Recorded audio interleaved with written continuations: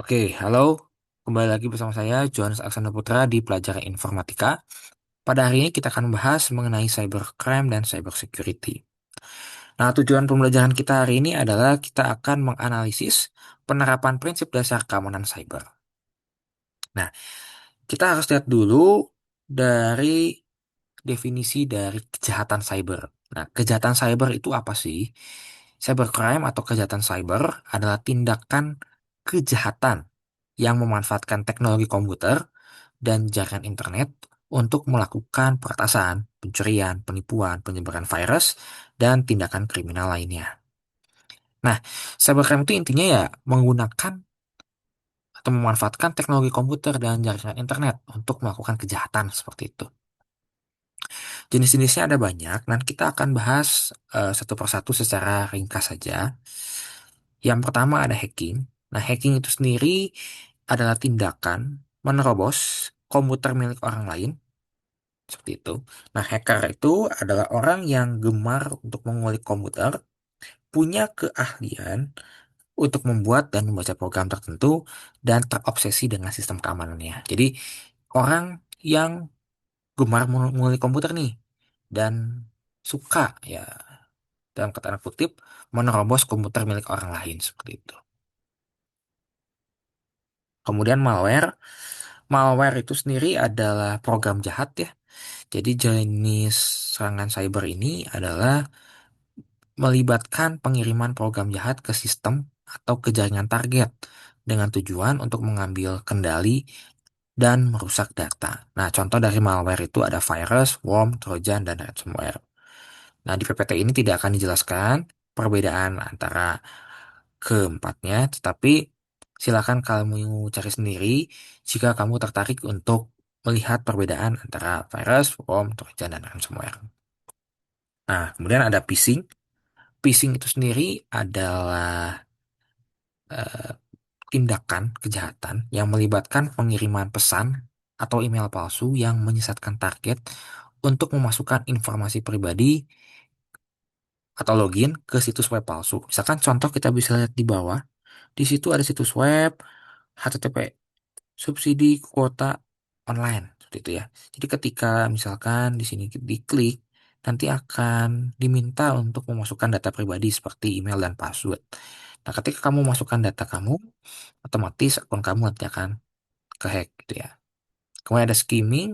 Nah, skimming itu adalah tindakan pencurian informasi kartu kredit atau debit card dengan cara menyalin informasi yang ada pada magnetik kartu. Jadi, biasanya alat kejahatannya itu dipasang di dalam sebuah mesin ATM. Nah, ketika ATM kamu kartunya dimasukin ke sini, otomatis datanya akan tersalin seperti itu dan pelaku bisa menggunakan ATM kamu tanpa punya ATM kamu. Jadi pelaku bisa menggunakan data kamu tanpa mereka punya kartu ATM yang asli karena datanya sudah disalin seperti itu. Kemudian ada carding. Carding ini adalah tindakan belanja online menggunakan nomor atau identitas kartu kredit milik orang lain seperti itu ya. Biasanya didapatkan dari mencuri identitas di internet seperti itu. Kemudian ada cracking. Nah, sebetulnya hacking itu atau yang tadi itu belum tentu jahat ya. Kenapa? Karena ketika hacking itu bisa jadi hacking itu ketika dia menerobos komputer milik orang lain, dia melaporkan. Tapi kalau cracking ini adalah hacking untuk tujuan jahat. Ya, atau sering disebut sebagai cracker, orang yang melakukan kejahatannya. Nah, cracker itu juga disebut sebagai hacker bertopi hitam. Sama-sama tugasnya adalah menerobos keamanan komputer orang lain, tetapi hacker itu lebih fokus kepada prosesnya. Dan tetapi cracker itu lebih fokus pada menikmati hasilnya. Jadi gini logikanya. Ketika kamu sudah berhasil ngehack atau seseorang itu berhasil ngehack, itu eh,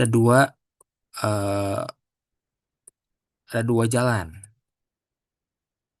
Yang pertama melaporkan, laporkan. Sedangkan yang satu lagi untuk diri sendiri ya. Jadi data yang didapatkan dipakai untuk diri sendiri.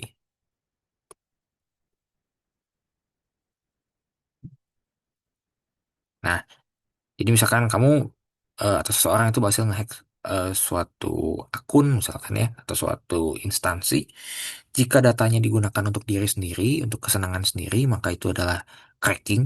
Sedangkan kalau dilaporkan bahwa ada kelemahan atau celah di suatu aplikasi, itu adalah eh, white hacking ya, seperti itu ya.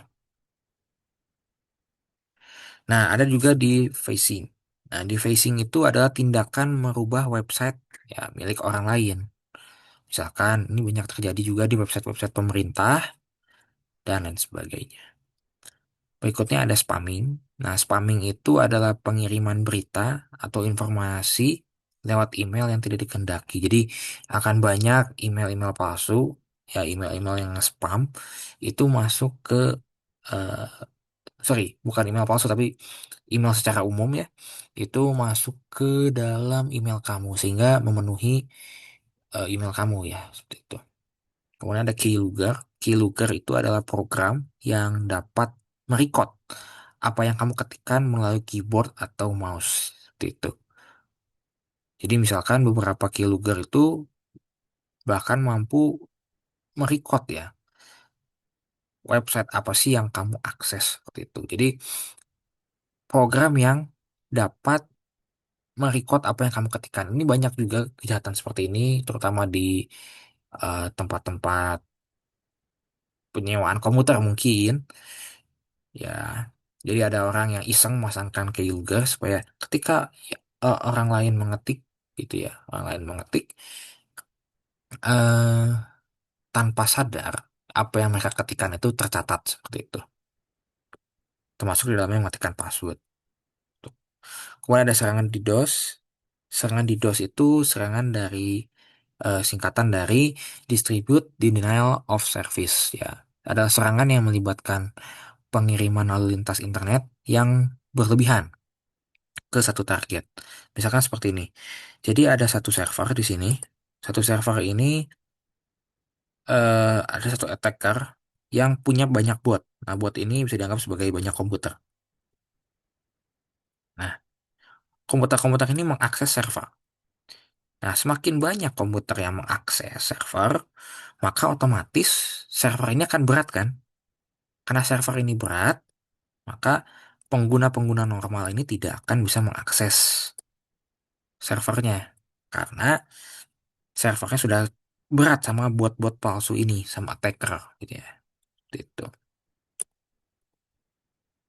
Yang berikutnya ada serangan man in the middle. Man in the middle itu kurang lebih adalah kejahatan di mana ada satu orang di tengah-tengah di sini. Itu bisa membaca percakapan antara dua orang seperti itu. Jadi memata-matai seperti itu ya, mengintersepsi percakapannya. Kemudian ada lagi serangan kelemahan sistem. Serangan kelemahan sistem adalah serangan yang terjadi ketika penyerang menemukan celah pada sistem dan menggunakan celah tersebut supaya dia bisa mengambil kendali seperti itu. Serangan nirkabel. Nah, serangan nirkabel itu terjadi pada jaringan nirkabel yang tidak dienkripsi atau yang menggunakan protokol keamanan yang lemah sehingga memungkinkan penyerang untuk mengambil atau masuk ke dalam jaringan nirkabel. Jadi misalkan kan kita tahu ya bahwa misalkan ada komputer-komputer nih yang ada dalam satu jaringan yang sama. Ya, ada komputer-komputer dalam satu jaringan yang sama seperti itu. Ini komputer A, ini komputer B. Nah, karena dia ada dalam satu jaringan yang sama, si hacker ini bisa mengakses ya data dari komputer B dan komputer A seperti itu. Ya, karena dalam satu jaringan yang sama. Hal itu terjadi karena tidak menggunakan protokol keamanan yang baik seperti itu. Kemudian ada serangan zero day. Serangan zero day itu adalah serangan yang melibatkan keuntungan dari kelemahan atau celah keamanan yang tidak diketahui sebelumnya. Sehingga keburu dihack oleh orang lain gitu ya. Tanpa keburu dihack orang-orang lain sebelum terjadinya perbaikan seperti itu. Jadi mengambil keuntungan dari kelemahan atau celah yang tidak diketahui sebelumnya. Dari celah itu orang lain akan ngehack si aplikasinya, baru ketahuan ada kelemahan itu ketika sudah kebobolan, baru diperbaiki perangkat lunaknya. Jadi kurang lebih ini aplikasi lama ada celah, kemudian orang lain menemukan dan memanfaatkan, pemilik aplikasi sadar, baru aplikasi diperbaiki. Jadi keburu aplikasinya itu bobol dulu, baru diperbaiki. Maka disebut sebagai zero day ya. Mengambil keuntungan dari keamanan, dari kelemahan, dan celah keamanan yang tidak diketahui sebelumnya. Seperti itu. Yang berikutnya ada social engineering. Nah, social engineering itu melibatkan manipulasi psikologis untuk mendapatkan akses ke informasi yang sensitif. Nah, phishing juga sebetulnya termasuk ke dalam social engineering seperti itu. Nah, kurang lebih seperti ini contohnya. Misalkan ada seorang orang tua misalkan yang ditelepon itu dari pihak penipu ya bahwa anaknya itu kecelakaan misalkan seperti itu. Itu adalah social engineering, memanipulasi psikologis seseorang supaya kayak kelihatan takut, kelihatan senang atau kelihatan sedih ya supaya bisa memperoleh informasi yang sensitif seperti itu. Serangan insider adalah serangan yang dilakukan oleh individu dalam organisasi. Jadi misalkan si individu dalam organisasi tersebut membocorkan rahasia dari perusahaannya atau membocorkan data dari perusahaannya seperti itu. Nah, cyber security sendiri yang akan kita bahas adalah upaya untuk melindungi sistem komputer, jaringan, dan data dari akses yang tidak sah, modifikasi, atau penghapusan. Nah, praktik ini mencakup ya penggunaan kata sandi yang kuat, enkripsi, firewall, penggunaan perangkat lunak antivirus, penggunaan pengaturan akses terbatas, dan pemantauan jaringan. Nah, keamanan informasi, kenapa sih penting informasi itu dilindungi? Karena informasi merupakan aset yang penting, sangat penting untuk perusahaan, gitu ya. Seperti itu. Kemudian teknologi dari cyber security itu ada beberapa, kita akan lihat satu persatu. Nah, yang pertama ada firewall. Firewall itu anggaplah sebagai sebuah eh, dinding yang digunakan untuk membatasi akses ke jaringan. Seperti itu. Jadi, biasanya di sistem operasi kayak di Windows, itu juga punya firewall, sehingga kita bisa batasi aplikasi mana sih yang bisa mengakses internet, dan aplikasi mana sih yang tidak bisa mengakses internet. Aplikasi mana sih yang bisa keluar datanya, dan aplikasi mana sih yang tidak bisa keluar datanya, seperti itu. Keluar dari komputer tersebut ke jaringan. Kemudian ada antivirus. Antivirus itu juga adalah software yang digunakan untuk memantau dan memindai file pada sistem, mengidentifikasi dan membasmi program jahat seperti virus, worm, dan malware lainnya. Nah, ini kita akan lihat enkripsi. Enkripsi adalah eh, teknologi yang digunakan untuk mengamankan data dan komunikasi dengan cara mengubah data dari bentuk yang dapat dibaca menjadi bentuk yang tidak bisa dibaca.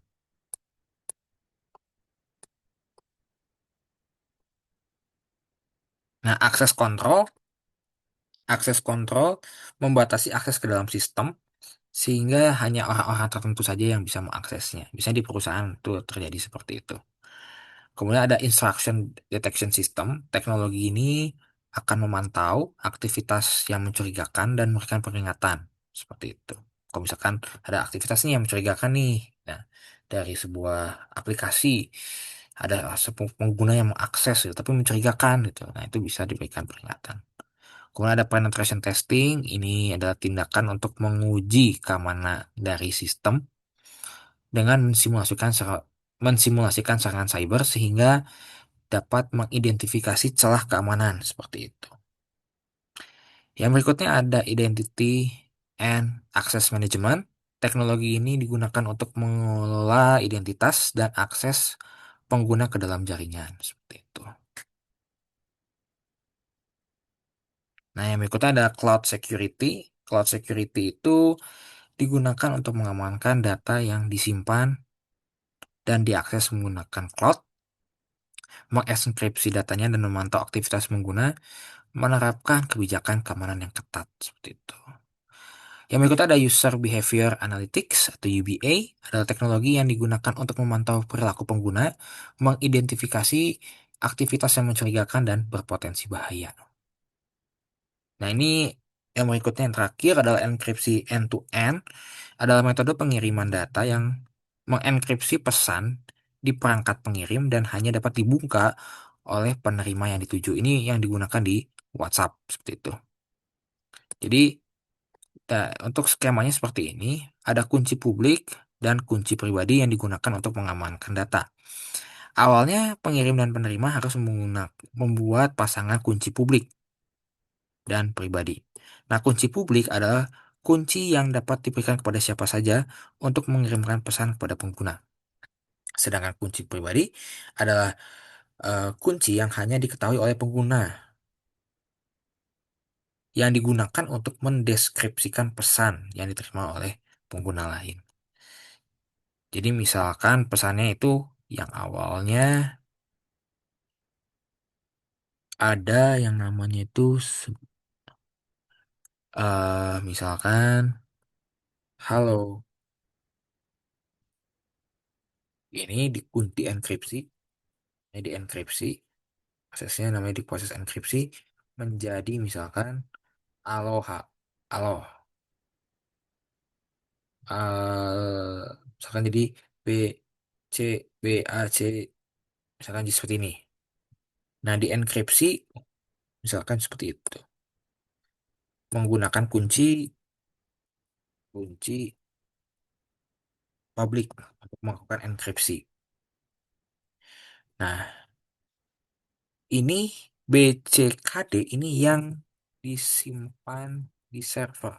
Jadi hasil yang ini BCKD ini yang disimpan di server. Jadi awalnya pengguna mengirimkan halo, tapi yang disimpan di servernya adalah BCKD.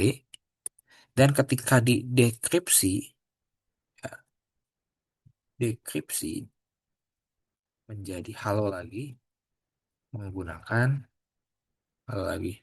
Didekripsi menggunakan kunci kunci private atau pribadi menjadi halo lagi seperti itu. Jadi halo. Jadi halo, kata halo dienkripsi menggunakan kunci publik menjadi BCKD misalkan seperti itu. Ini yang akan disimpan dalam server. Kemudian didekripsi menggunakan kunci private atau pribadi menggunakan jadi halo lagi seperti itu. Jadi pesan akan dienkripsi di perangkat pengirim, pesan ditransmisikan ke server, pesan dekripsi di perangkat penerima, dan pesan dapat dibuka oleh penerima. Mungkin cukup sekian untuk pertemuan hari ini. Terima kasih. Sampai jumpa di pertemuan selanjutnya.